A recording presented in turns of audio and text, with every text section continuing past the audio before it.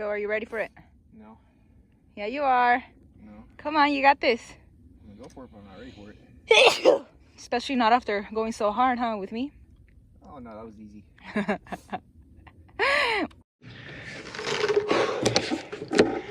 All right, at the bottom of Colby. Here goes nothing.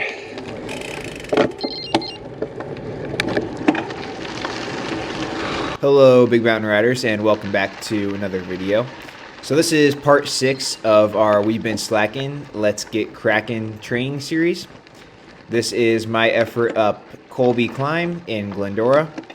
So right before I went and did this effort, I paced Hema up and we recorded the video of her doing it.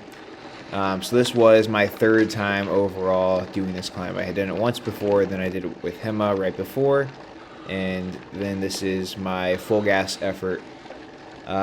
This climb, it's, I don't know, kind of like the others that we've done in that it is quite steep, but it's really especially steep right at the start. So that's one kind of difference between this and some of the others that we've done.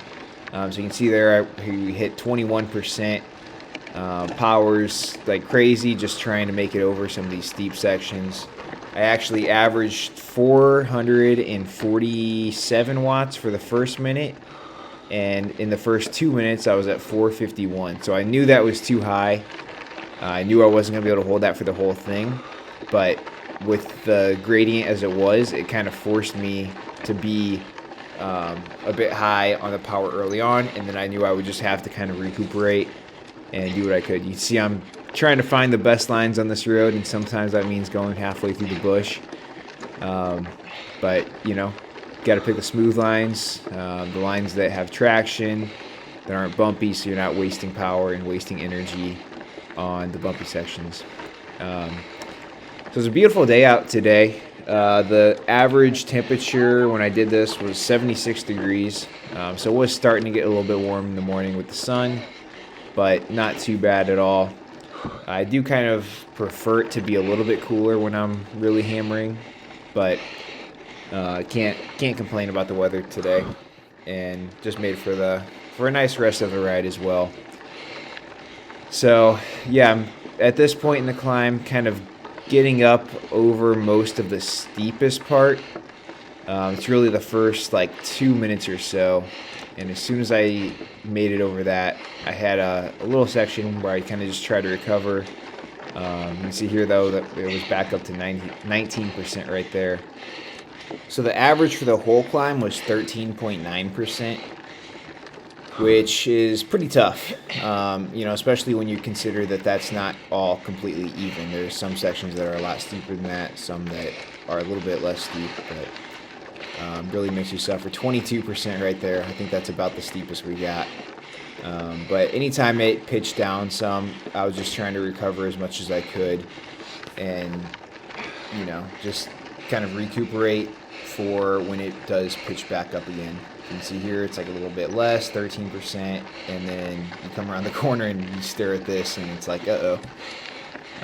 But the first 2 minutes I was at 451. By the third minute I did start bringing it down, and I was at about 335. So I knew I had to drop it even farther, and so that's kind of what I did. Just tried to bring it down, you know, 10-20% to recover some, and then was just hoping that I'd be able to kick it back up and hold it to the end.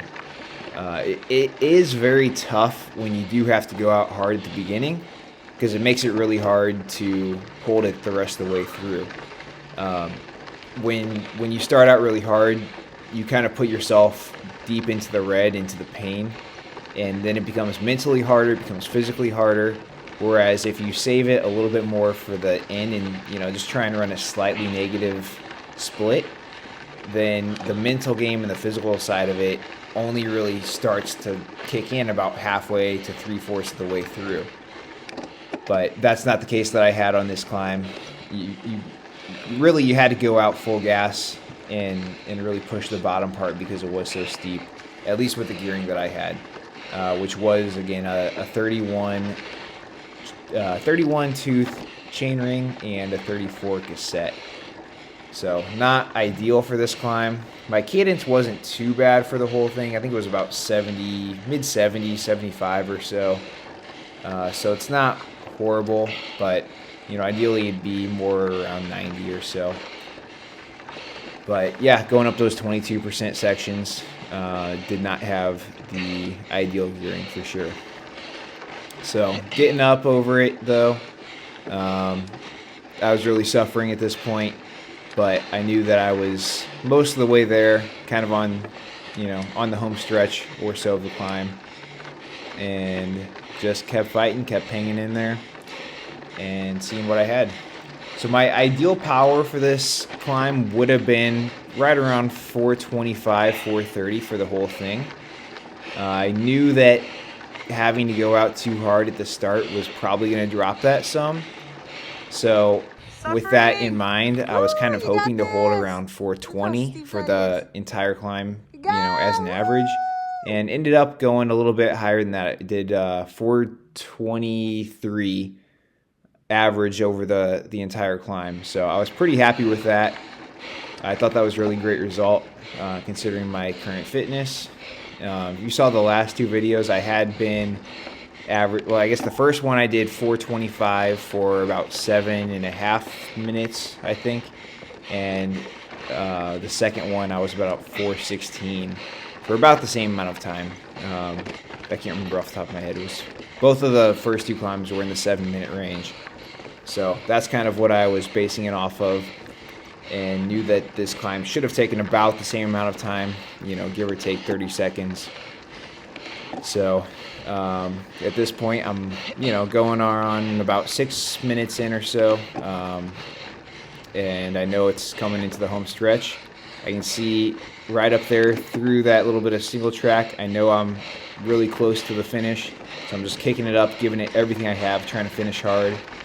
And I do know that the last little bit is kind of tricky, but you kind of just have to like throw, you know, especially after you've done full gas and you have nothing left, you kind of just have to throw yourself up it and hope that you can make it. And that part right there, it's a bit of a bump, and then it's really loose over the bump. So I just barely hung on to the power and was able to make it over while still moving and not having to get off and run. So there you have it. That was my effort, and now that I'm pretty much blown to shreds, just kind of gonna go over to the side, wait, catch my breath, and wait for him to get up to the top here.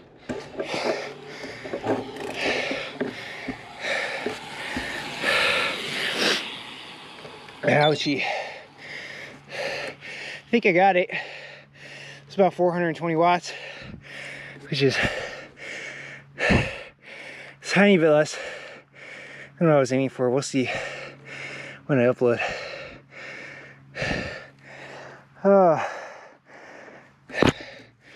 Thanks for watching. Until next time. So here is the recap of my effort. You can see Colby climb here, got the crown, ended up with the time of 6:52.